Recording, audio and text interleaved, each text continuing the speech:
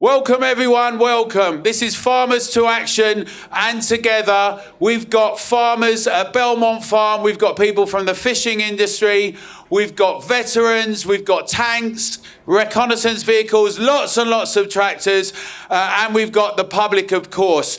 Welcome together in Britain and around the country. This is a really important moment. This is part of the battle for Britain, and we've got a really, really great lineup today. But before we go into the speakers, my name's Alan Miller. I'm a co-founder of Together and part of Farmers to Action, which I'm very excited to be part of. It's the biggest growing farmers organisation in Britain. Only been around for a couple of months. Thousands of new sign-ups and members, making our voices heard everywhere around the country. And we've got a great crowd in today. We're going to hear from the tractors. Let's have a little bit from the tractors.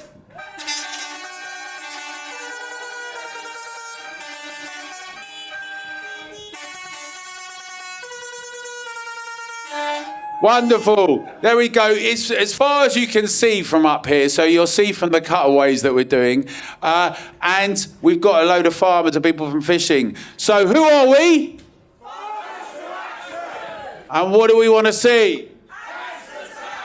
Fantastic. Well, I'm going to ask someone to come on stage now who's going to talk about this remarkable farm, because this is one of the biggest working farms in London, in Mill Hill, Belmont Farm. It's got a fantastic legacy of having an impact with young people and a provenance of training young people to be farmers. And someone who's going to be much more on point about this than I am is Rihanna Deeble. Give a big warm welcome to Rihanna Deeble, please.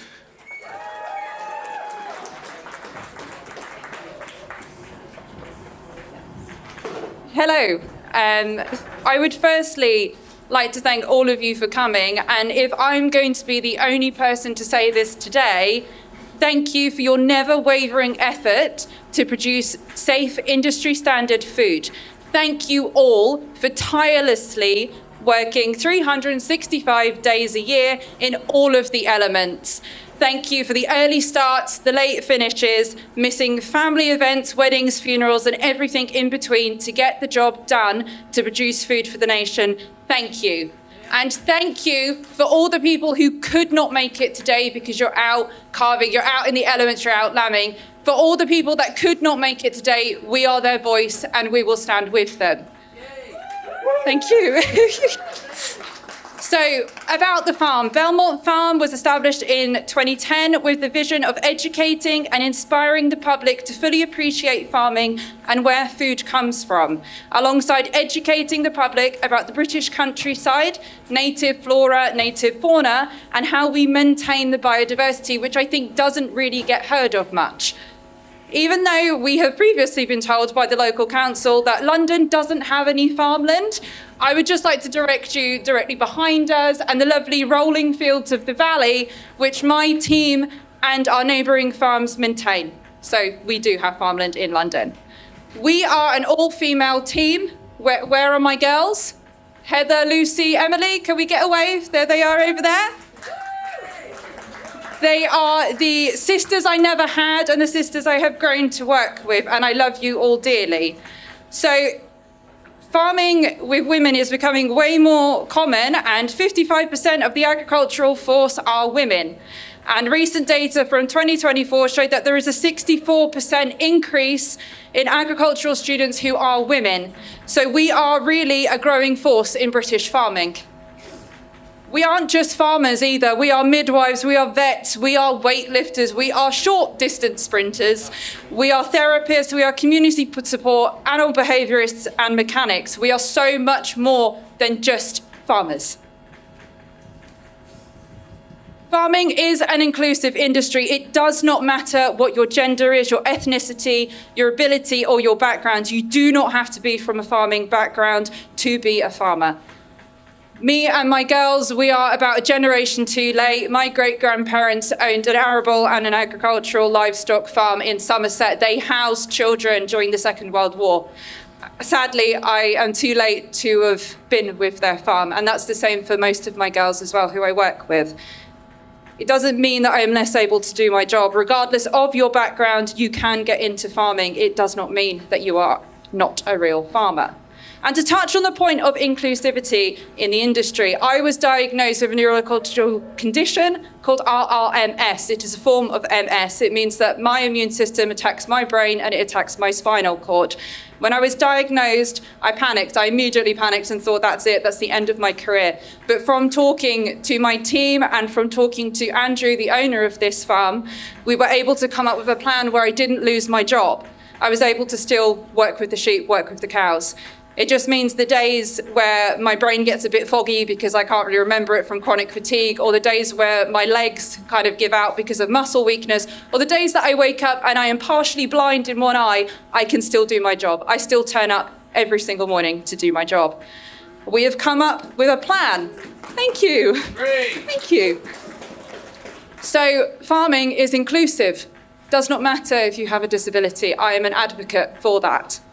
I think a massive amount of awareness has been brought and inspired many of the younger generations to get into farming through shows like Clarkson's Farm, through the social influencers who are out there tirelessly publicising that farming, you can do it. And we definitely do take on many, many students. We get about a minimum of 25 to 30 applicants a week wanting to do work experience. It's raised far more of an interest in comparison to 6 years ago, when it was not widely known. We support varying students from schools, colleagues, universities, colleges even, universities, helping them achieve their goals and getting their qualifications, many of which now are in universities, and they keep in touch, which is very lovely. It's really nice to see that and see them progress and flourish. But how can we inspire the next generation to get into farming when we really do not know the future of it? How can we instill this passion when the next 5 to 10 years are very uncertain? The countryside, which the public love to go out and have their little picnics in the meadows, they love to do that, watching the stars on the summer evening, how can they enjoy that when many of the farmers are going to be forced to sell as a last resort? There won't be a countryside to enjoy. There will only be houses or car parks or anything else. How can we instill the passion of native British flora and fauna when the farmers protect them, but it will soon be lost? Nobody will be able to appreciate the peaceful summer's evenings with the melodic hums of the bumblebees, the soft flutters of the monarch butterflies, or the brave solo song of the robins. It will all be lost. For as far as I can remember, farmers have been persecuted, which is a brave thing to do to the people who not only feed you, they clothe you, and they also get you drunk. So it's a bit of a brave comment to make. We have some of the best animal welfare practices in this country. We, as British farmers, are proud to produce food for the nation. And in all honesty, if we didn't care about our livestock, we wouldn't be in the industry. I can't tell you the amount of times people have come up to me just in this farm, and they've told me, where is the strawberry milk cow? Where are these eggs going to hatch? And it's a pen full of hens. And I think that's a real worry because people are so detached, or be that rather misinformed, about where their food actually comes from, or how much hard work really goes into producing food. These animals or these crops need an exceptional amount of work to put into them for them to be viable. And it is perilous work. I additionally think people do not take into account food security and what that means for us as a nation. Unfortunately, the inheritance tax was the last nail in the metaphorical coffin for farming. It has been one thing after another for so long.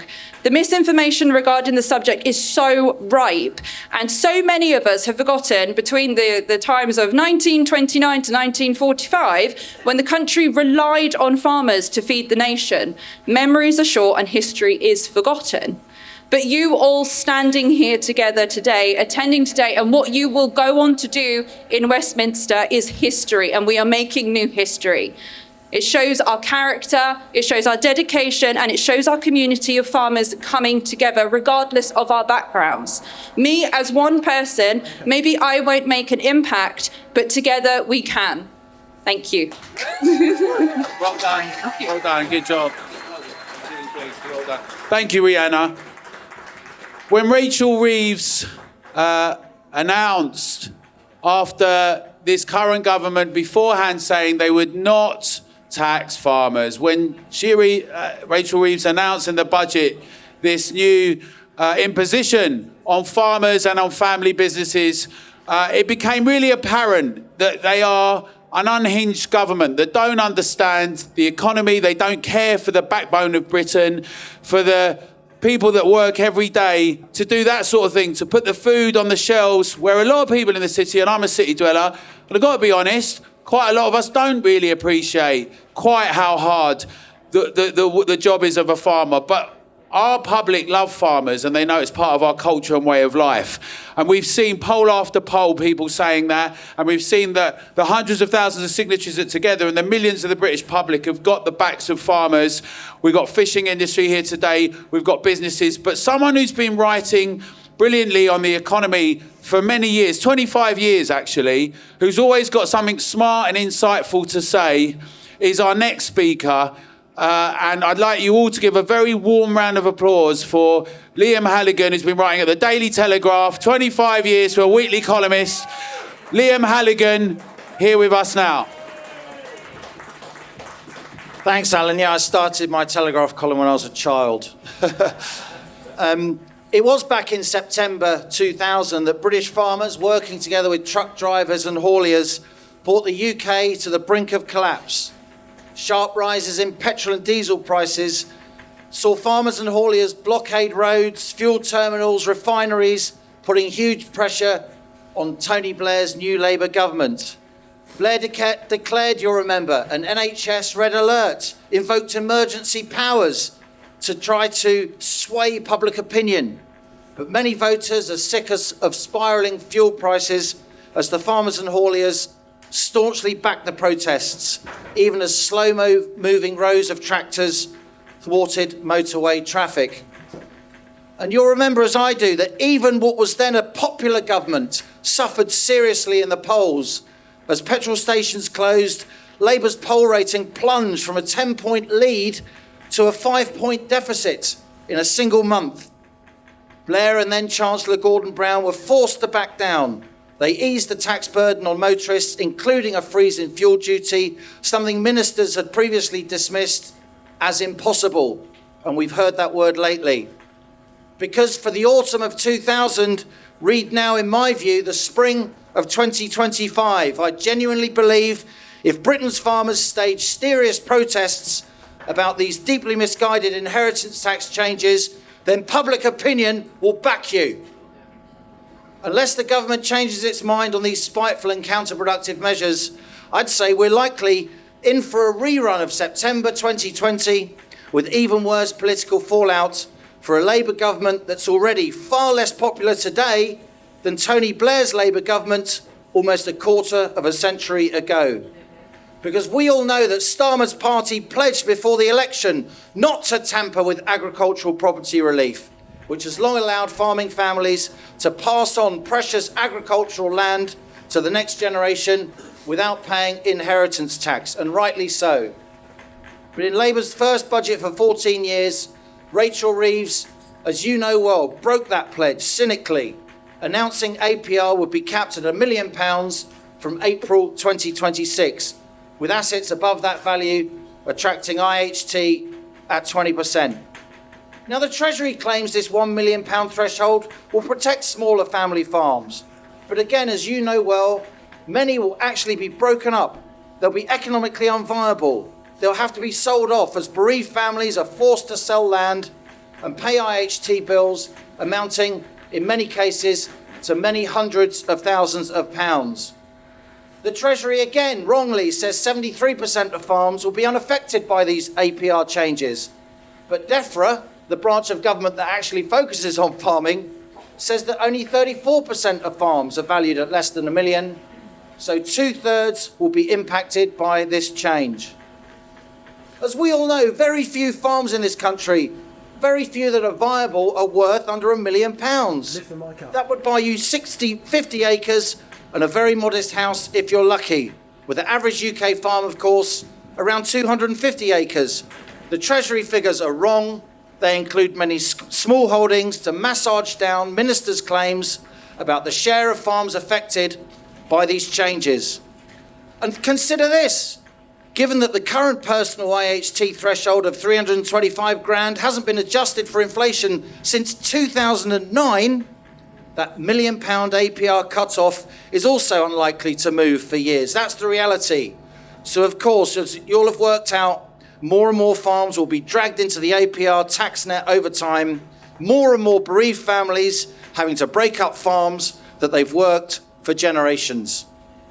It strikes me, ladies and gentlemen, that Labour's tax changes, in this case, are ill-conceived and rushed, with a strong whiff of class prejudice, as an overwhelmingly urban party takes aim at thousands of farming families, perceived to be wealthy, but actually seriously cash-strapped. Many British farms are already stretched to breaking point after a decade of spiralling prices for fertiliser and other vital inputs. So many farms, squeezed by powerful supermarket buyers, operate, as you know, on wafer-thin margins and don't have vast reserves of cash. Now, hear me out, ladies and gentlemen. I do think there's a case for clamping down on the growing ranks of non-farmers buying agricultural land for purely speculative reasons, solely to avoid inheritance tax. So I've been proposing in my columns, and I'll continue to propose, agricultural property relief with no upper limits should only apply to those who can demonstrate at least a 20-year track record of farming, active daily engagement in agriculture, like all of you. This is how to exclude city financiers, private equity bosses who are now stockpiling land, but who have no real stake in farming. This 20 years in farming rule can easily be implemented. The information is easily and readily available. HMRC have all the information from historic tax returns. I truly believe this policy would be popular with the public, addressing the point that APR is being abused by the wellies and pinstripes brigade, and most importantly, what I'm proposing would protect genuine farming families like yours from this ghastly tractor tax. Labour's already taking serious liberties with our energy security. The decision to close down new North Sea oil and gas production is ludicrous student politics that's now threatening to cause blackouts. Is this really the time to take risks with our food security as well, by undermining Britain's precious farming sector too? And there's something else. These tax changes don't just impact farming families, but tens of thousands of the UK's other family businesses. The small and medium-sized enterprises that employ 2/3 of our population, the engine room of growth. Because from this April, a business worth, say, £10 million will face a 20% tax bill on 9 million. That's 1.8 million to be paid within 6 months. And if firms take a special dividend to meet that IHT bill, that's another 38% tax charge. Many families will just sell, deeply undermining the UK's fantastic family business sector, the very backbone of our economy, the heart of our innovation and employment. That particular aspect of Reeves's budget is as yet barely understood by the media and the political class. But be in no doubt, when farmers protest against Labour's IHT changes, countless SME business owners, to say nothing of the broader country, will be backing you. This government's treatment of farmers is shabby, it's spiteful, it will stoke food price inflation, and it will undermine Britain's ability to feed itself. These policies are class war idiocy, in my view, by an overwhelmingly urban party that knows little of the countryside and seems to care even less. So I say, in parting to Farmers for Action, go ahead with your protests. Ministers in this already deeply unpopular government will be forced rightly to change their minds, as they did a quarter of a century ago, because the country is with you. Thank you. Thank you, Liam. It should be noted that when Farmers to Action did our first big action, that was the thing on the 10th, just so recently, that got all of the supermarkets to change their tone. We saw Sophie from Morrison's come out immediately and say, Morrison's are with farmers. And one by one, we saw all the other big supermarkets come out. Well, fantastic. They're behind farmers to stop IHT, talking to the government. Now, some Some have tried to smear a little bit. Some have tried to say that somehow if you unite farmers and fishing people and businesses and veterans and the public, that's far right or right wing. Well, we don't listen to all of that. We're upbeat, we're positive, we're all going to be showing unity. Today we're going to be heading to Whitehall. But a word and a note. We're here. We're not going away. And anyone that thinks that they're going to kind of smear or attempt to kind of scare us, we are stronger than ever. We're united. We've got the public out there. We've got people writing to their MPs. This petition that was signed that the MPs are debating in Parliament today, many of all of our people have sent them in. They've been canvassing their MPs and their councillors. We're making sure that we're all working together, Farmers to Action, to have our voices heard. And on that note, when Tarquin de Mesa came and said, you know, we're going to set this thing up with Justin Rogers, and Justin Rogers, the co-founder of Farmers to Action, I got to meet a lot of brilliant farmers quite quickly from around the country. And the next speaker is a farmer that you'll all be familiar with. He's done a lot of stuff on social media. And some people think because they don't see that much social media or a few people on social media that they're the farmers. Obviously, that's not the case, right? We got, 220,000 farmers in Britain. And as it happens, Farmers to Action is the biggest growing farmers organisation. And, everyone should take note of that, particularly those who are not really representing farmers. Our next speaker has been very vocal on social media. Let's have a warm round of applause. He's from Shropshire. Everyone knows him. This is Alan Hughes.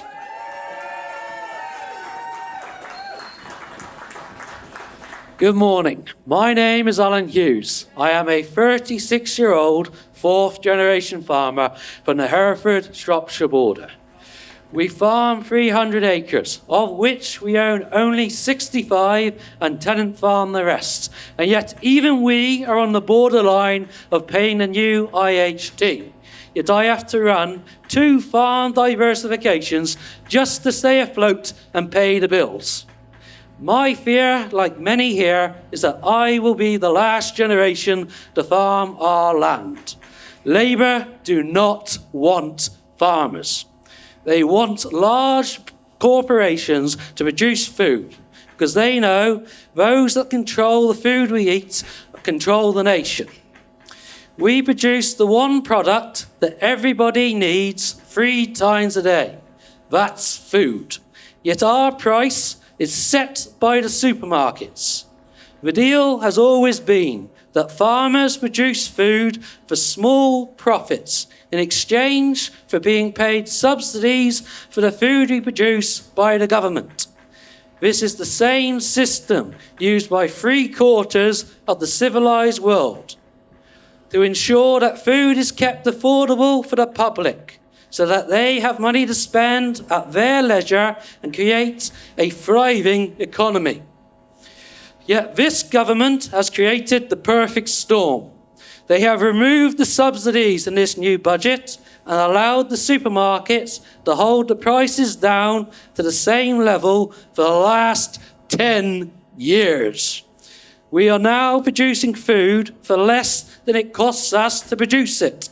And without these subsidies, we are running at a loss. And unfortunately, some businesses are now going out of business.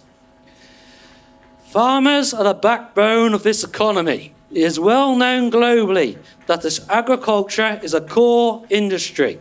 And if you have a strong agricultural and rural economy, it creates a stable national economy.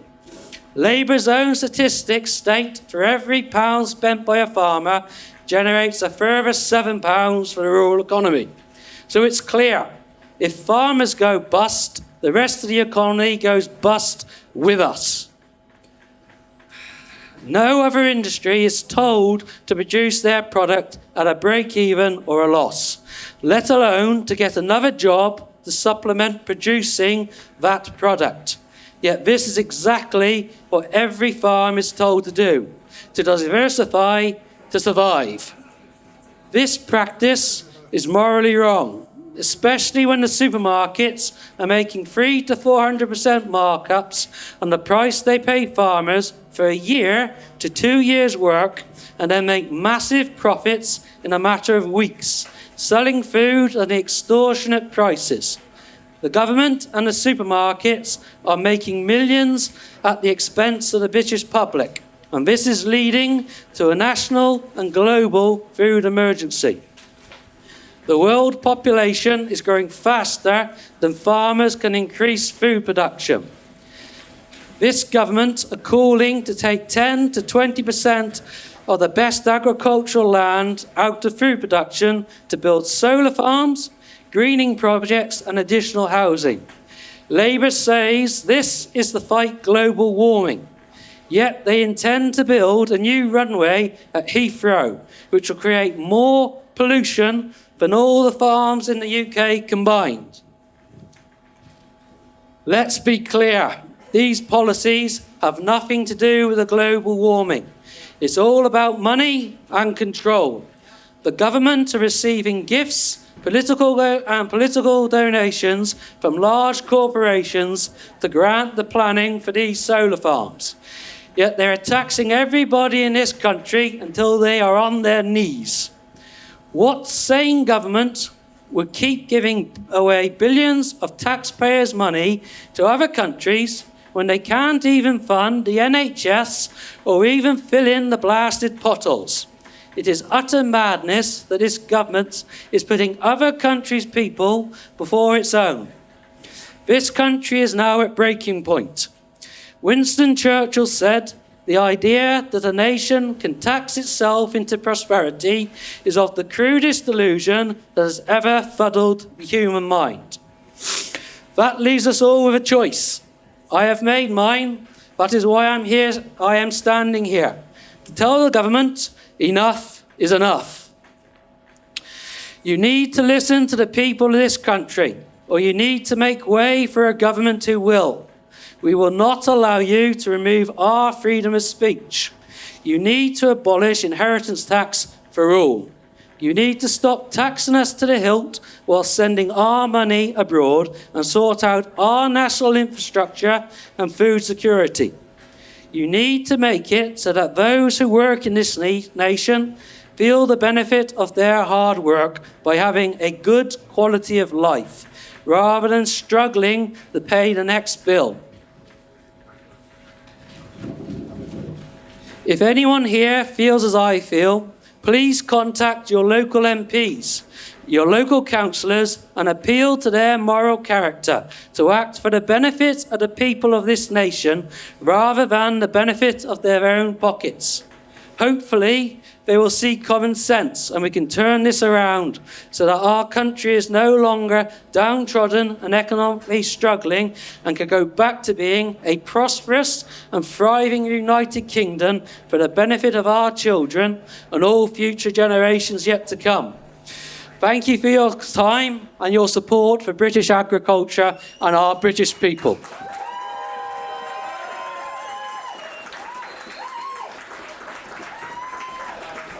Thank you, Alan Hughes, Farmers to Action co-founder.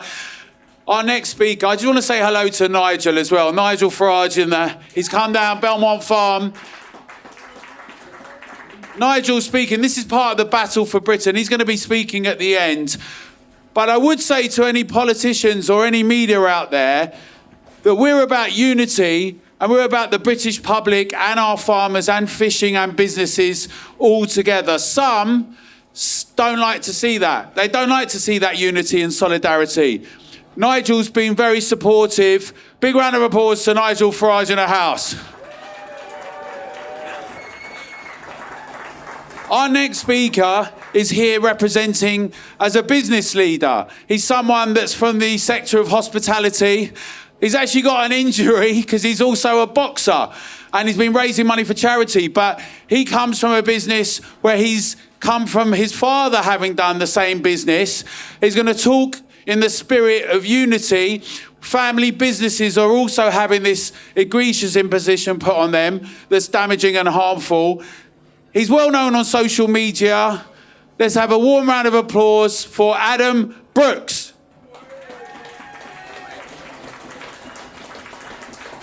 I'll keep this short and sweet because it's very cold out here. But one thing I will say is farmers get up at 3, 4 in the morning and they work in these conditions, something I could never imagine doing. I'm standing here, I can hardly feel my hands. So credit to farmers. They put the food on our tables and in our supermarkets. And without them, we would starve. So big credit to farmers. I'm here for Farmers to Action against this government who I would say is spiteful and cruel. They're free to give our taxpayers' money to foreign farmers, but they want to take it away from our own.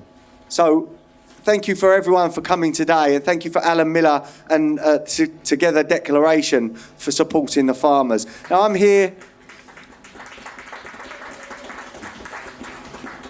unofficially for hospitality. We are big buyers of food from farms, and obviously we want to protect food prices, food security and food quality.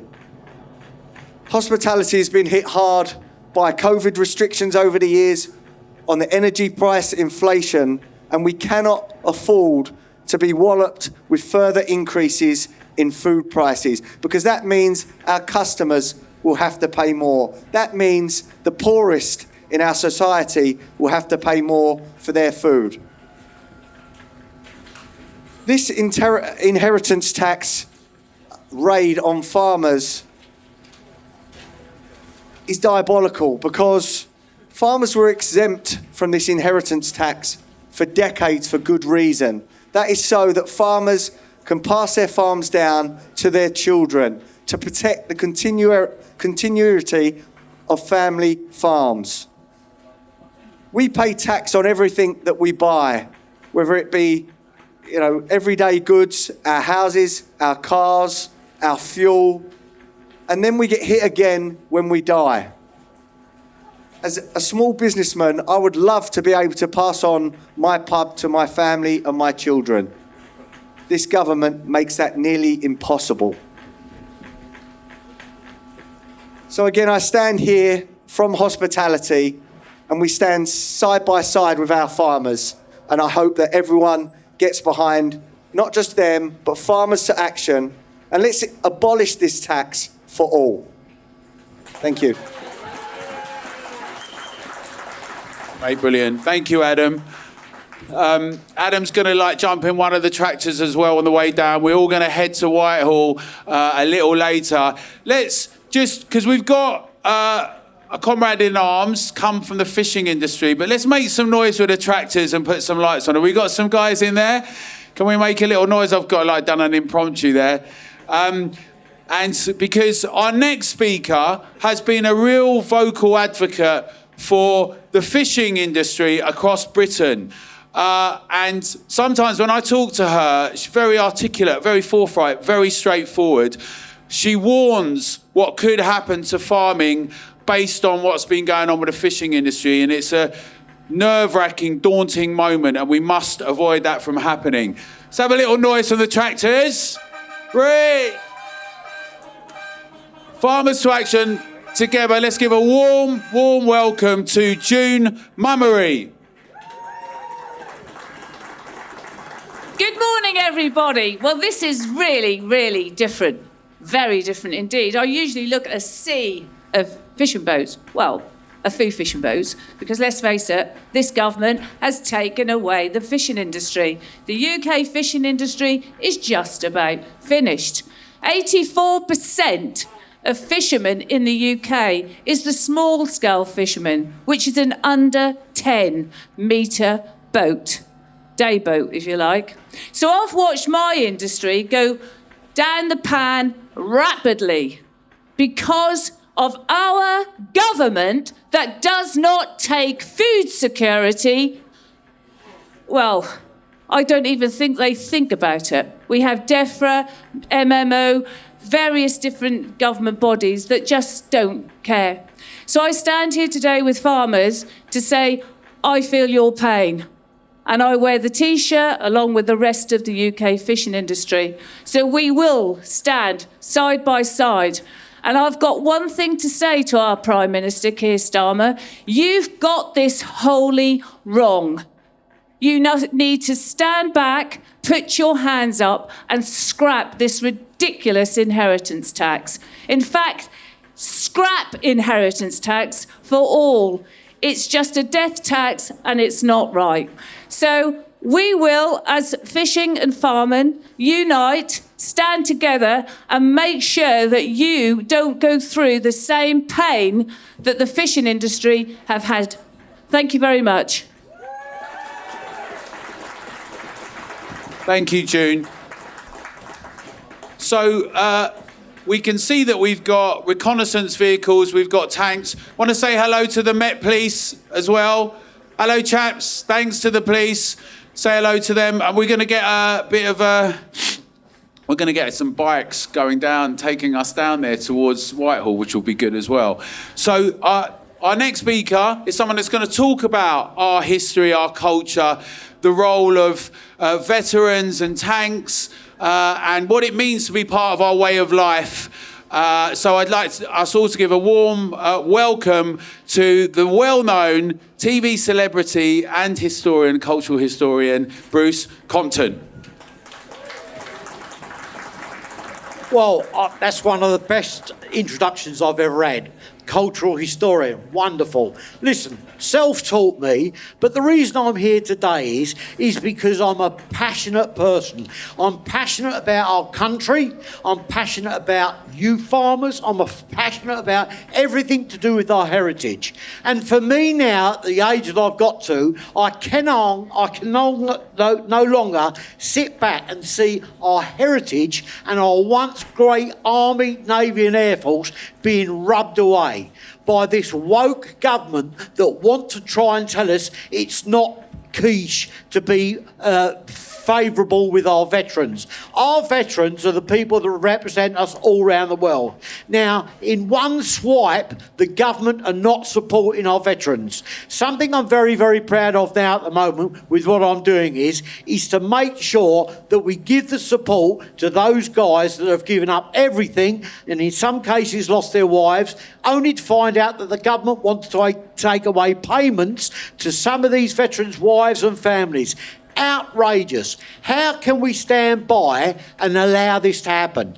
I actually live on a farm. I'm not a farmer, as you can tell. I'm probably from a place in the East End where there were no farms. But that aside, I sympathise with what they're trying to do to you has got to be stopped, and we have to stop it. The whole thing about the veterans and people think veterans, Second World War veterans. It's not. We've got modern day veterans that are struggling, that need help. And if it wasn't for some of the fantastic organisations like Pilgrims Bandits and others, these guys don't get the support that they should be getting by right. And for me, standing here today as being hopefully a heritage spokesman for reform, it's something that is deep inside me and I'm proud to be standing here.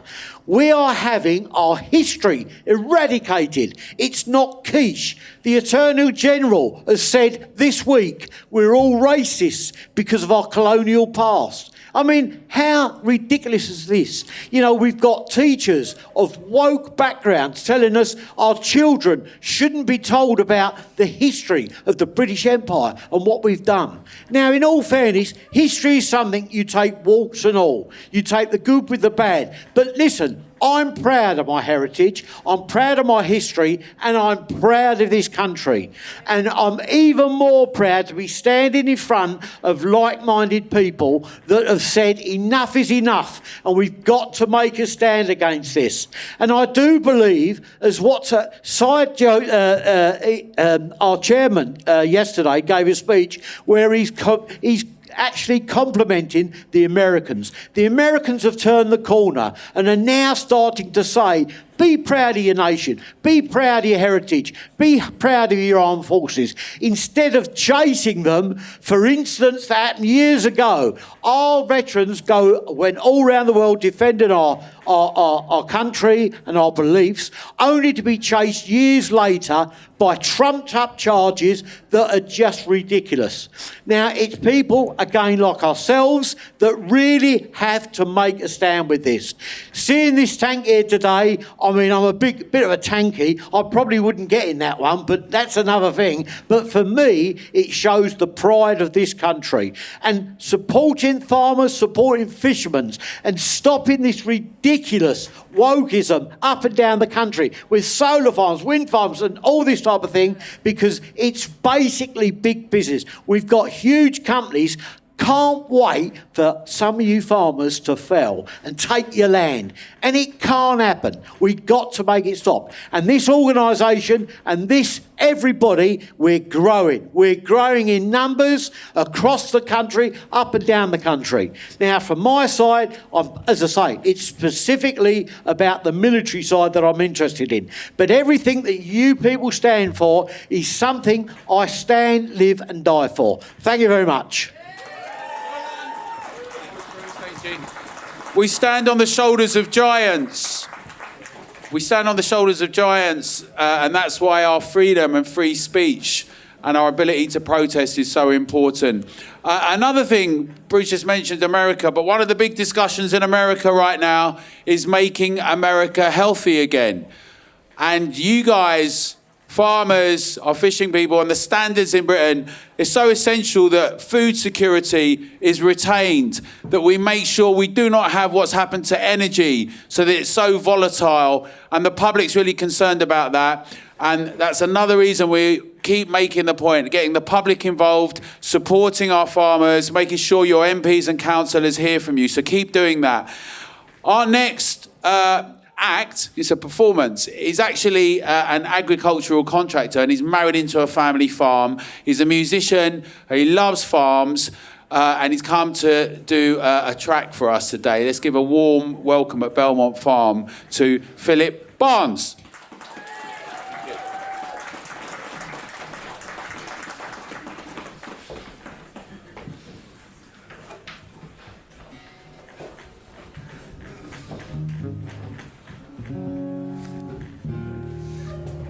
I wrote this song about our current situation, if you can hear me. Hope you enjoy it.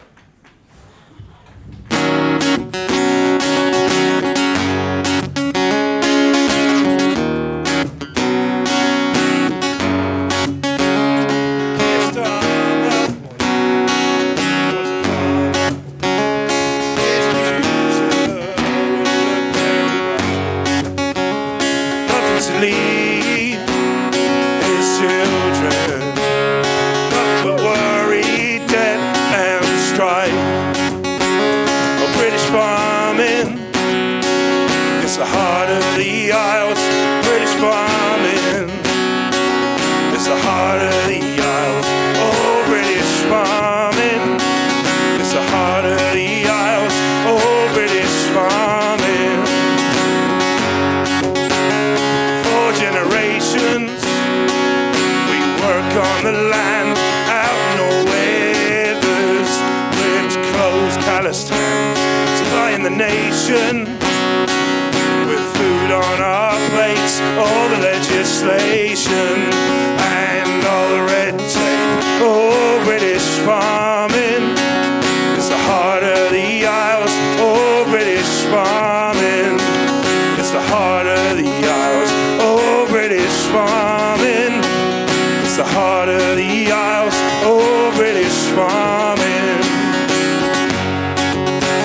The next generation that wants to farm just like the forefathers did before will have to sell land. And the farmyards too, no farms, no farmers.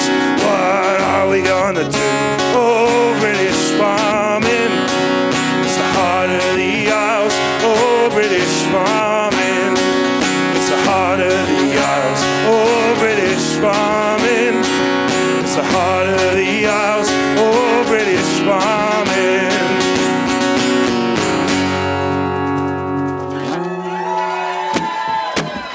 Thank you very much. Lovely. Thank you, Phil. Thank you. Warming up our hearts. So, obviously this is real stuff. Everyone knows that thing about football. Is it as serious as life and death? And he says, don't be silly. It's much more serious than that. But that's the thing about farming. No joke. Because the point is that if we lose our farmers, we lose our food security. We don't want solar panels or BlackRock or all the big corporations just taking over the land. And the next speaker is going to talk a little bit about what actually happens when that situation happens. Because Fred Roberts, who's in Cheshire, has actually lost a farm. And he's going to tell us a bit about that story and the reality of what that means. And we need to make sure today and moving forward that we don't allow that to happen in our country to our farmers, that we stand together and we stand united and we have our voices heard. Big round of applause for Fred. Thanks, guys. Good morning. I just want to say thank you very much for all coming down today. It's a hell of a trip, and I'm very proud to stand here with all of you lot, and you should all be very proud of yourselves as well. Who am I? I'm Fred Roberts. I'm from Cheshire. For 70 years, my family farmed in the heart of Cheshire. My children are fifth-generation apple growers. We taught them how to graft apple trees at 5 years old. They grew their own orchard, and they enjoy the fruits of their labour every summer when they get to pick the apples. We had 6 farms producing fruit and veg for Manchester and Liverpool markets, and they supplied all the greengrocers, and the food went to the local communities. It was fresh food, good food, not the kind of food that sits in supermarket shelves for weeks. We worked the land, we fed our communities, and we provided lots of jobs, and we worked damn hard. But like so many others, we lost it, not because we wanted to, but not because we weren't willing to fight for it, but because the system made it utterly impossible to hold on to. Years later, me and my partner are trying to build a farm from scratch, not because we inherited any land, not because we have family money behind us, but because we believe in British farming. For 10 years, we've been building our dream, investing every penny, every spare scrap of energy, whilst raising a young family and working multiple jobs, because we believe in real food, in hard work, and in passing knowledge and ethics down to our children. But every step of the way, we've hit the same wall. The system is not built for people like us. It's practically impossible. Generations of farmers have dedicated their lives to this land, passing down knowledge, preserving traditions, and growing food for this country, only for the government to turn to their children and say, you're going to have to sell it. But don't worry, you've got 10 years to pay what your families have been building for generations. That's what's happening right now. It's nothing short of a land grab. Family farms aren't being lost because people don't want to farm. That's all we want to do. They're being lost because of red tape, such as inheritance tax, which will force farmers to sell up just to pay the bill. And when that land is sold, it's not going to the next generation of farmers. It's going to developers, investors, nonsensical schemes that push food production further out of Britain. My family lost our farms, and I know we're not alone. We are part of a generation being priced out of our own industry and watching our very way of life disappear. Every time a family farm disappears, we lose more than just a business. We lose local food. We lose skilled countryside stewards who understand their land deeply and care for what they do. We lose a future for our children and for a million other kids to have the choice to be able to farm at all. We're watching our food security slip away piece by piece, and the UK already imports half its food. How much more are we willing to lose before we realise we cannot eat government policy? I refuse to let our children grow up in a country where British farming is history. That's why I'm here, that's why we're all here, because one day we'll have to look our children hard in the eye and tell them what we did. And I want to be able to say, with my hand on my heart, we fought for you. We need real change, policies that protect family farms instead of punishing them. We need the government to stop treating British farmers like an inconvenience and start recognising we are the backbone, if not the very foundation of this country. If we don't fight for our farms now, and if this inheritance tax goes through, there will be not much left to fight for at all. Now is the time to back a grassroots movement like the FTA, which is a bunch of real farmers for real change, and we all need to stand together and abolish this inheritance tax, not just for us as farmers, but for everyone in this country. Thank you very much. Thank you, Fred. Our next speaker has got a friend with her. You may have seen her recently on GB News talking about some of the crazy things that some seem to penetrate into some of our institutions, into what you can and can't say. Well, nothing's going to stop our next speaker from saying what she wants to say here. It is Tess Weldon, who's a sheep farmer. Let's give her a warm round of applause and good welcome. Tess. Cheers. Good morning. Thank you to Farmers for Action for organising this rally, and to the media. Into the mic. Sorry. And to the media for turning up so early, and to Belmont Farm for hosting us. As glad as I am to be here with other like-minded campaigners, despite being up so early, it does feel like I'm already lambing. I can't help but feel it's unfortunate that farmers are still having to take time off at one of the busiest times in the farm calendar to defend their livelihood against those in Westminster and Whitehall who'd rather see farms concreted over, turned into suburban housing developments, or sold to their friends at BlackRock and used as solar farms. Certainly not very sunny today. We're still here, simply put, because this is not a battle that Britain can afford to lose. In 2024, over half the farms on the open market were sold to non-agricultural buyers. If Labour continues their plan, more farmers are going to have to make the decision to sell up. It's little secret that we've seen more and more red tape coming from civil servants and DEFRA, who have likely never set foot on a farm, yet think that they're in a position to tell farmers how it's done. We now have to count how much crap our sheep produce for the Eco Brigade, step aside as badgers give our cattle herds TB, and then dutifully cull our cows rather than the pests that carry this disease, and fill in so much paperwork that you might be forgiven for thinking that Whitehall actually think that farming is a desk job. The cost of our inputs has gone up more than 30% since 2019, yet the prices dictated to us by the supermarkets remain stagnant. Meanwhile, while having their farm as an asset, most of us farmers are also using it as leverage to buy the machinery necessary to farm. Margins have never been lower, nor the prevailing conditions more hostile. Make no mistake, farming is at a crisis point. And while Labour politicians are on the record saying that we could do without the entire agricultural industry, they could not be further from the truth. To state the obvious, farming is the linchpin of the rural economy. A healthy farming sector doesn't just employ farmers. Farming supports other small businesses, slaughterhouses, butchers, vets, contractors, mechanics, greengrocers, the list goes on. The agri-food sector is worth £127 billion. And if farming collapses, these jobs, often employing those in rural communities, will go with it. But at the risk of blowing our own trumpets, we farmers do more than that. A strong British agricultural sector ensures food security for our country, something we saw the importance of during the COVID supply chain crisis. Our food standards are the highest in the world, and our produce can feed British people without doing thousands of air miles, and without the associated carbon footprint. For the left, who seem so concerned with climate change, surely this would be a good thing.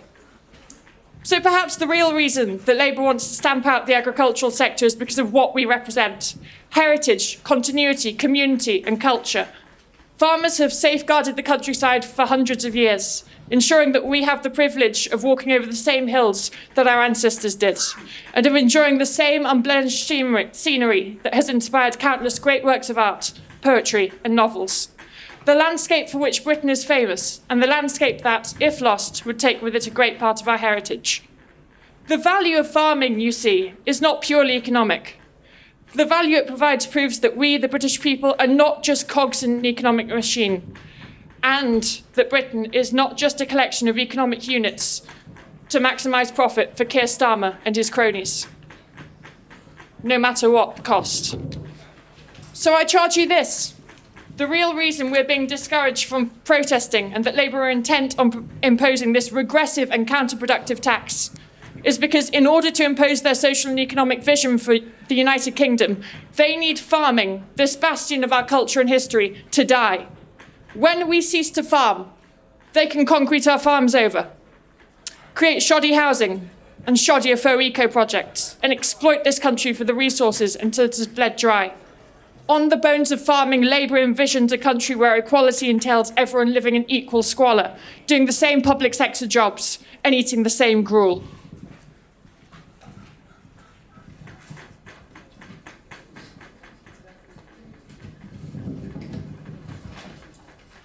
Farmers, whose profit and loss in large part depends upon the hours and graft we put in, are the antithesis of this Marxist ideology, and Labour knows this. We have no place in their brave new world. They don't like our manure, or our working dogs, or the mud that our tractors leave on the road.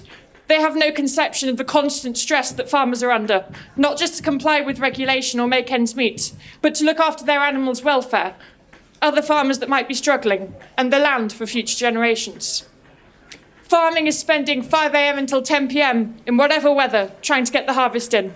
It's being in a field in pyjamas and wellies at 3 a.m. helping a new mum deliver her calf. It is blood and sweat and tears, and it is not a life of privilege or leisure. And I wouldn't change it for the world. I know neither would the other farmers stood here today. We must keep fighting for our lives, our livelihoods, and the survival of rural communities, as well as food security for the entire nation. It's time that our government faced facts and stopped biting the hands that feed it before they run out of food. Thank you.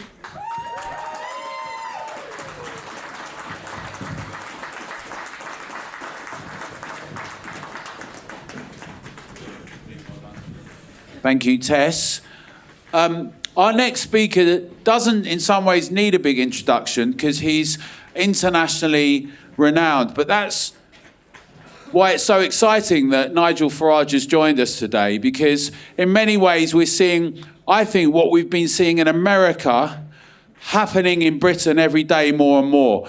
We're seeing a situation where the public who've been told, be quiet, stand in the corner, you're not allowed to say that, you're not allowed to talk about your culture or heritage or this word or that word, you're certainly not allowed to go and protest. If you put things on social media, who knows, you may get a knock on the door. Not if there's a burglary down the road. Well, the British public's had enough of that. And we're not going to be able to silence the British public. It's not going to happen no matter what the current technocrats say. And that's why it's so exciting that we've got Nigel Farage here today for Farmers to Action Together. A big warm round of applause. Nigel Farage. Good morning, everybody. The bad weather puts off left-wing protesters, but not, I see, the farming community. And you're going to go and give them hell in Westminster today, are you not? Because the MPs need to listen. Now, look, I have believed right from the very start that provided this campaign was sustained and was taking place all over the country, I actually think there are some wins that we can get from this. Why? Well, normally, governments with big parliamentary majorities can do what the hell they like. This government has a big parliamentary majority, but 7 months in, how well's it going? They are doing very, very badly indeed, and they're scared out of their lives. They've got 100 Labour MPs that are representing rural or semi-rural constituencies. And from what I can see, Joe Public is getting behind the concept that the family farm should not be driven out of existence. So politically, I think we can win this. And what's really exciting is other groups are getting on board too. Because this IHT, it isn't just the farms that it hits, it's family businesses as well. In fact, inheritance tax, when you think about it, it's on money that we paid tax on already. The whole thing's monstrous. So I think the country now is going to come together with lots of different groups, and let's just stand up and say no to death taxes, full stop. End death taxes. They're wrong, they're immoral at every level. And the way your community is being treated is unbelievable. I think somebody in the Treasury got their sums wrong. where they set the financial limits, or could it be they just want lots of land? Because they're planning for another 5 million people to come into the country in the next few years. They want to cover tens of thousands of Grade 1 agricultural land in places like Lincolnshire with solar panels. Could it be there is an even deeper, more sinister agenda behind what they're doing? Either way, what they're doing is wrong. And I think the one thing the people of this country have is a strong affinity and a strong feeling for the countryside. And that countryside is as beautiful as it is because of families, be it small farms or bigger estates, that have managed this land for centuries and left it as it is. So let's get the whole country behind this campaign, apart, of course, from the political class in Westminster, who now have no connection or no understanding of what our rural communities are, what they represent. Maybe you're not diverse enough. Maybe that's what it is. Although I think, as we can see, and Alan mentioned it, DEI is dying in America, and very soon it's going to die here too. And we'll start judging people on who they are, not what they are. And wouldn't that be a huge improvement? So I promise that I will go on with my colleagues, backing your campaigns here and around the country. I also promise that if we have anything to do with it after the next general election, and you never know, the polls are looking quite good at the moment. If we have anything to do with it after the next election, if this has been done to your community, I promise you, we will reverse it. And I make that as a promise to you. So look, let's keep fighting. Let's keep the pressure up here and right around the country. And by the way, you've all been behaving impeccably. I know some think more radical action is planned for, but remember, we're not French. Right? They might set fire to things. That might be their culture. It's not our culture. And I would urge all of you, despite how much you've got on the line, despite how distressing this is, and I know in Clacton itself, I've met farming families in tears because they so desperately want to hand this on to the next generations. But please, keep doing it the way you're doing it. Voluble, but peaceful, within the law. And I tell you what, if we do that, we'll get the whole country on the side. I wish you all the very best of luck. I promise you, I am right behind you. To London we go! Thank you very much, Nigel. No wonder the polls look as they do at the moment. It's very exciting. Remember, everyone watching on the live stream, make sure you let your MPs hear from you and your councillors. It matters, it counts. We'll take a quick photo. Yeah, video. Yeah, I'll get one of you. Just take a step back. Ah. Great. Give us a wave in the background. Let's say who we are. Who are we? What do we want? One on his own, yeah.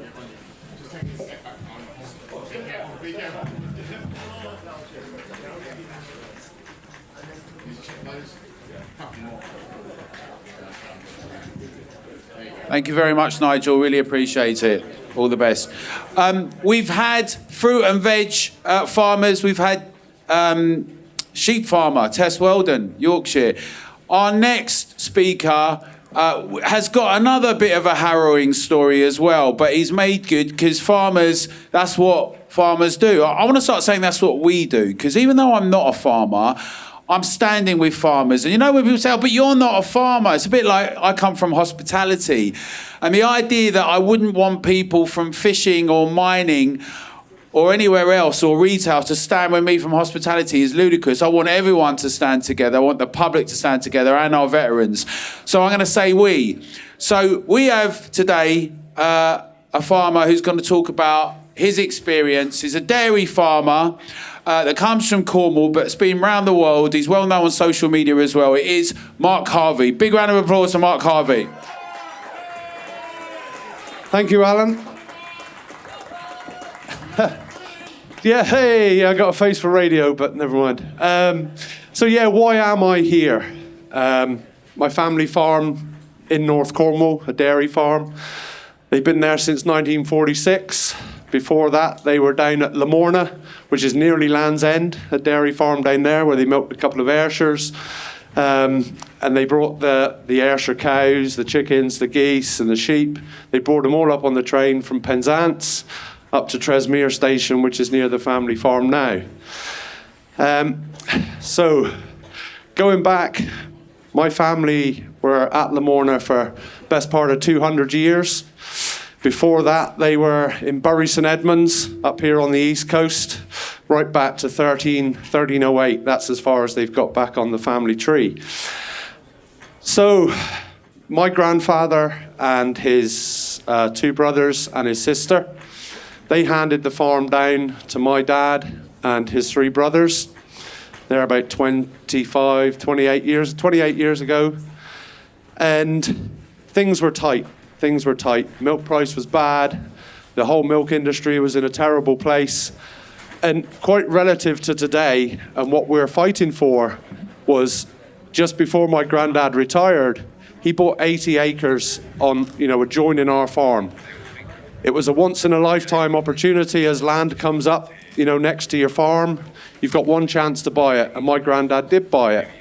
But it put the family and the farm at home in a terrible state for about 20 years.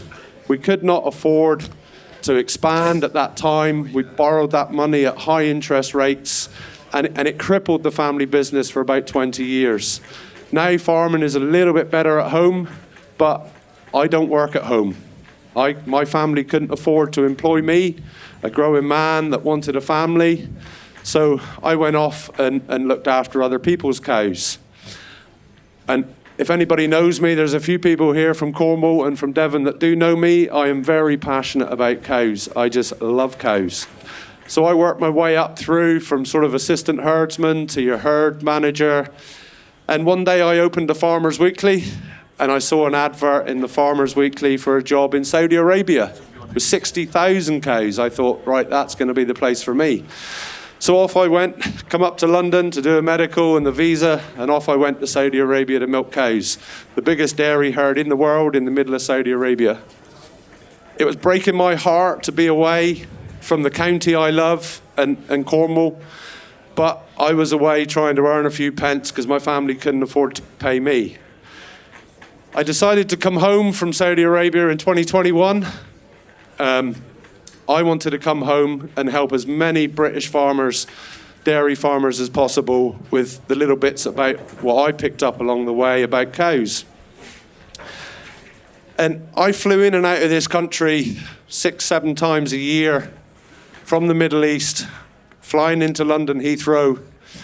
And the one thing that sticks in my mind, and as Tess said, and as even Nigel said, people that have never flown into this country before, they're flying in for the first time, they're coming down into London Heathrow, and all you can hear on the plane is, wow, isn't it beautiful? Look at it. It's like a patchwork quilt. And that's you guys out here, my family, that make this country look as it does. The way it's going, it's just going to look a mess if this government get their ways. It fills me up talking about it, but good luck to everybody today, and I really, really wish and pray that this all goes well, and good luck, everyone.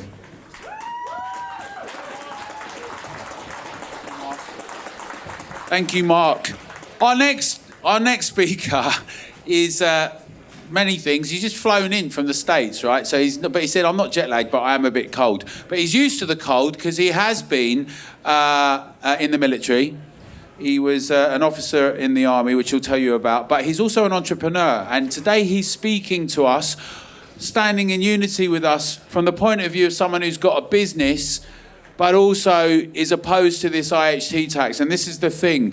Family businesses across Britain, and our veterans, and the public, we're all standing together with our farmers. Please welcome Darren Selkis. Good morning. My name's Darren Selkus. I'm CEO of the UV Group PLC and chair of the Reform UK Hertsmere branch. We're in the neighbouring constituency. We stand with British farmers. Farmers like Andrew Reid from here at Belmont Farm. I live just 10 minutes away from here. Well, it's 10 minutes if all you tractors aren't blocking the road. And when our kids were a little younger, we used to bring them here to Belmont Farm. Not just to show them the animals, but to teach them where our food comes from and how vitally important farming is to all our lives. But now our farmers are under attack. This morning, as Alan said to you, I landed at Heathrow Airport at 7 a.m. I was coming back from a business trip to the US. What a contrast. The US is absolutely buzzing with energy. They're under new leadership. Leadership laser-focused on growth.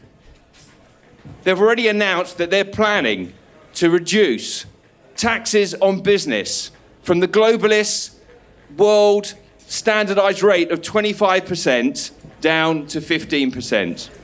Why? Because they know that lower taxes means more investment, more growth, more jobs, and more prosperity. Now let's compare that to what we've got here.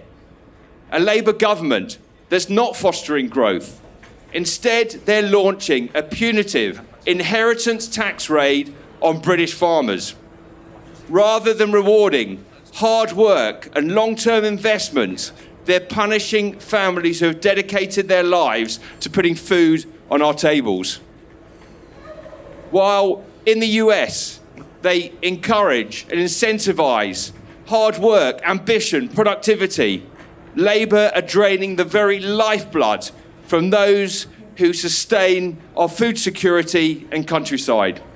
You see, this is our choice. A government which empowers people to create growth, or one that punishes success. And reform. We have a different answer to all these problems. We're not like Labour and the Conservatives. They have the same answer to every problem. More tax, more waste, less freedom. Reform's answer is a lot better. And when we win the next general election and form the next government, there won't just be change. We're going to blow the bloody doors off.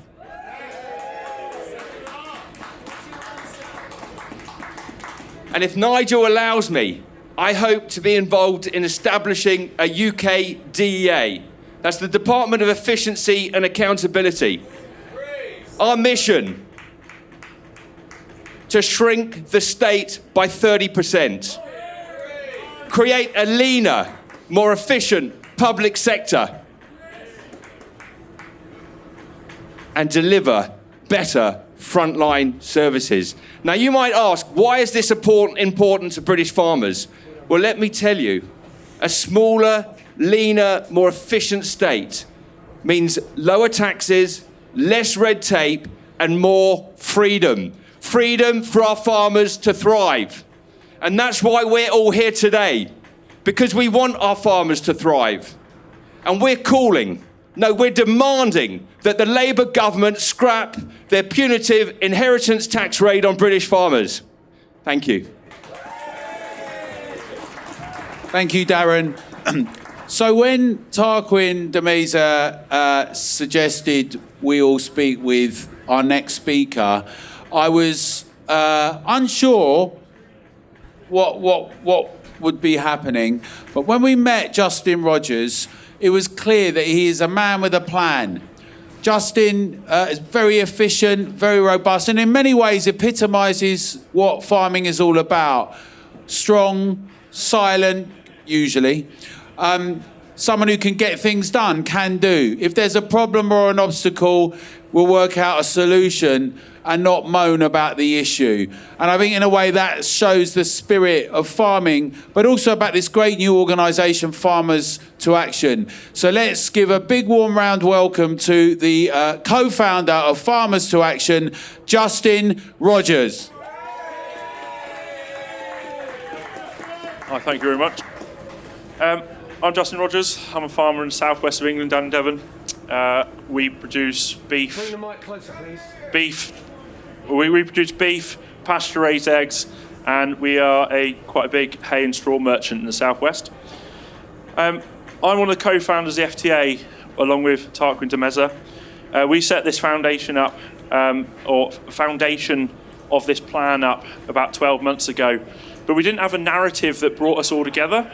When all of Europe was starting to protest and farmers around Europe and the world were starting to struggle and show their struggles with food everywhere, we started trying to put a plan together for the UK of change and campaign for better futures for all of us. We work with and have partnered with Together Declaration. Under their belt, they have had multiple wins over campaigns on various different other industries. And we felt that building a team to win was very important to us. Government, at the moment, their attempt is to exclude us all from the decisions that they are making, and they're making decisions that no one agrees with. We are delighted and sharing stage with some of the UK's respected commentators today from hospitality, military, fishing and politics. The FTA plan was officially put into action because the government announced IHT. And IHT is here and is affecting all of us. Whether we like it or not, within the first generation of this or the second, it is going to get us all.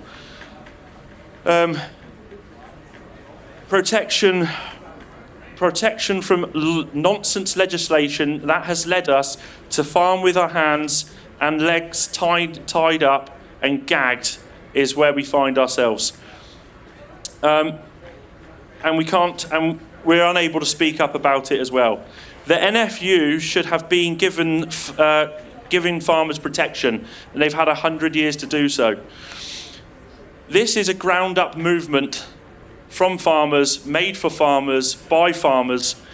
Everything from websites that we've had built and infrastructure we put in is being done by farmers. Farmers that want change and are desperate for change. IHT has been the gift that has brought us all together, even though it is a problem and a bump in the road that we have got to address and sort out. Farmers to Action are building in 47 counties across the United Kingdom. We have 6,000 plus and growing members.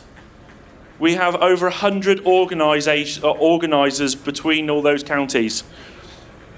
IHT has a direct impact on farmers, and this will impact this country's food security and all other industries, many here today, again, hospitality, veterans, fisheries and hauliers.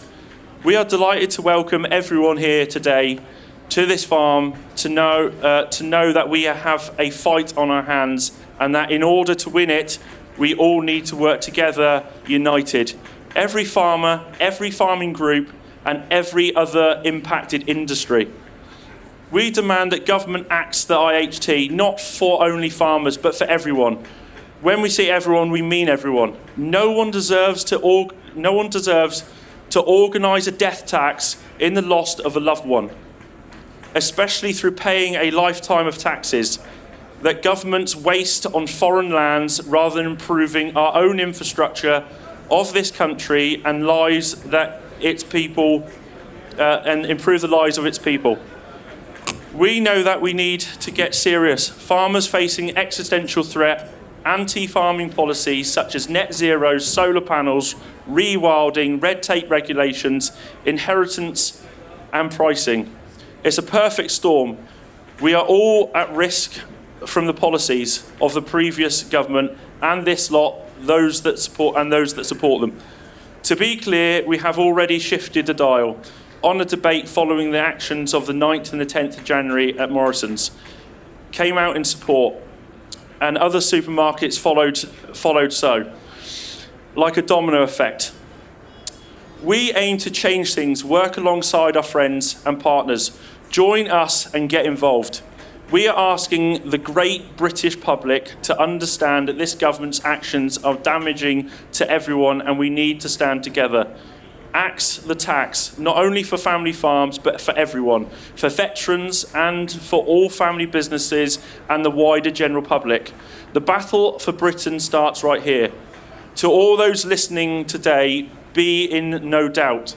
We are the grassroots movement of change that is not just fighting for ourselves, we are fighting for all. Abolish inheritance tax for all, a fair price for farmers, and a fair price for all. Very good. A fair price for farmers, a fair price for all. So as well as the inheritance tax that we're going to win this, guys, we also need serious reflection from the supermarkets. We need those discussions. It's great to say that you're supporting farmers, but IHT with the government. But are we going to be getting a fair price for farmers and a fair price for all? And that is why everyone at home watching this, when we speak to our MPs and our councillors, we make sure they know that our farmers' fight is everyone's fight. It's about the prices they get, it's about the prices we pay. It's about IHT, it's about our food security.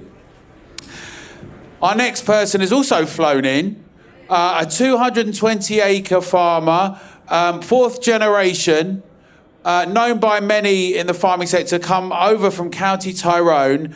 Let's show an appreciation for David Irwin. Good morning. Thank you for the opportunity to speak here today. My name is David, and I, along with my father, own and run Red House Holsteins, a 220-acre, 170-cow dairy farm in Northern Ireland. With extreme competition for land, our 220 acres of land alone, not including everything that goes along with the farm, has a value of somewhere in the region of £7 to £8 million. This proposed theft by the Labour government, and it is a theft, will fundamentally destroy agriculture and the wider economy in Northern Ireland. I stand before you today as a voice for every hard-working British family being strangled by a corrupt Labour government that seems hell-bent on destroying our way of life.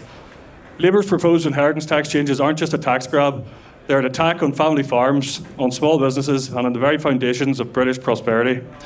We already pay tax on every pound that we earn, and yet when someone passes away, the government thinks it's entitled to another chunk of the wealth that has already been taxed over a lifetime. That is what inheritance tax is. It's a cruel and unjustified double taxation that punishes the very people who have built this country. It's simply government theft. Now Labour wants to remove agricultural property relief, meaning family farms will face a 20% inheritance tax burden, while corporate investors will still invest in land to avoid the 40% standard rate. Make no mistake, this is a targeted effort to dismantle generational family farming.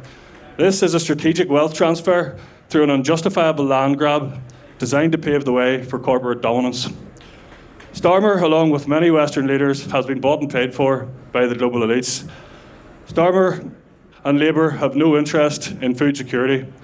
They're pushing a globalist, anti-rural agenda that prioritises cheap imports, environmental extremism, and corporate greed over the very people who feed this once great nation. Our food security is in crisis.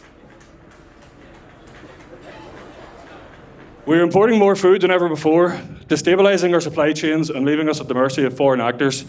When food security is in crisis, the nation's very future is at risk. Labour, using the climate hoax, is destroying one industry after another under the guise of net zero, and now they're coming for us, for food production and for the rural way of life. Rachel Reeves, the former Bank of England economist, who likely lied her way to where she is today, thinks taxing businesses, landowners and hard-working Britons into submission will increase prosperity. But what she pretends to not understand is that when you tax people into the ground, they stop investing, they stop growing, and the country grinds to a halt.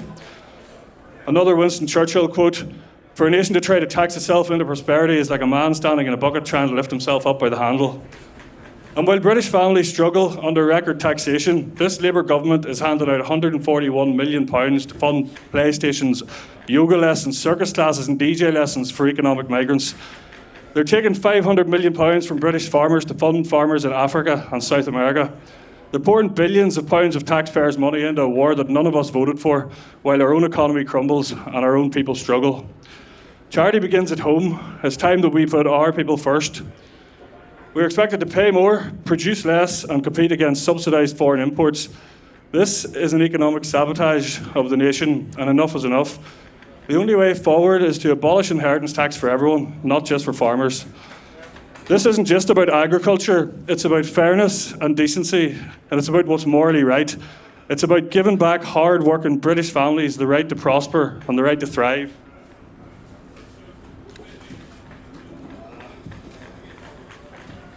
Sorry.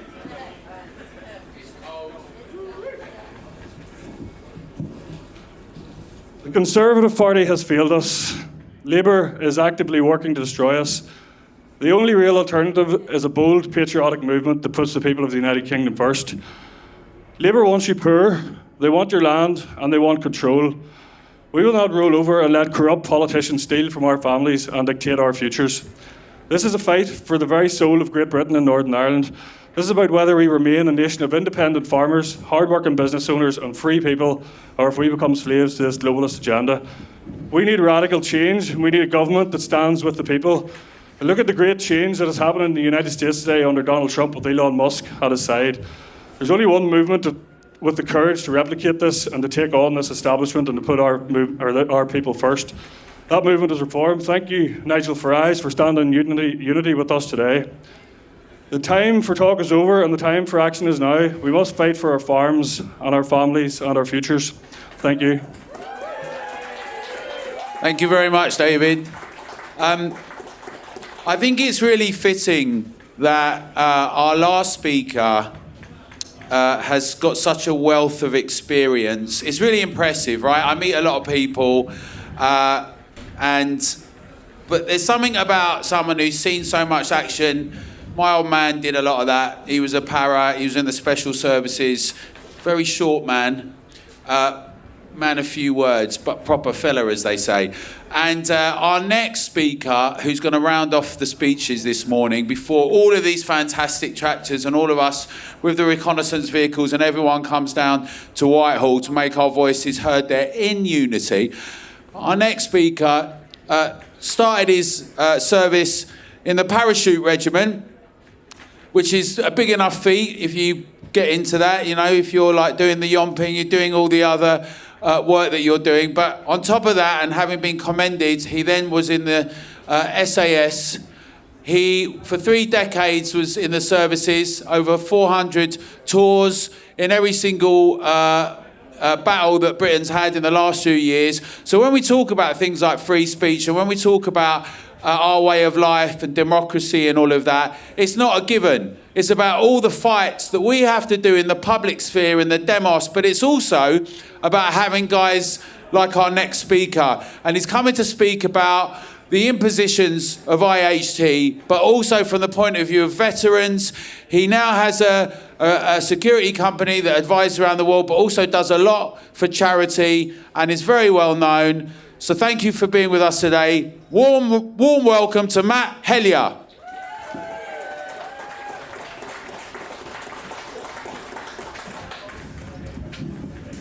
Ladies and gents, it gives me great pleasure to address the very people that deserve to be honoured and not chastised. You deserve the utmost respect for what you're doing today and for what you do for this country. You are our backbone of Great Britain. I'm a veteran of 25 years service, and as it's been said, I've served in every operation and every theatre since the 1980s. I'm privileged to have passed SAS selection and have become a badged member of the Special Air Service. We are based in Hereford, a farming community, and we're intergrained. The military and the farmers are one. Keir Starmer and his cabinet are trying to break our spirit. They are trying to use Labour. Labour are trying to use us as their cash cows, using our family's inheritance to fund their harebrained schemes. First, they targeted our pensioners. Then they targeted our farmers and our fisheries. And now they target my veterans and their families. What of our Veterans Minister, a self-proclaimed hero, a former commanding officer of the Special Boat Service? Well, he's running scared. He's scared to stand up for his veterans, the very people he is paid to serve.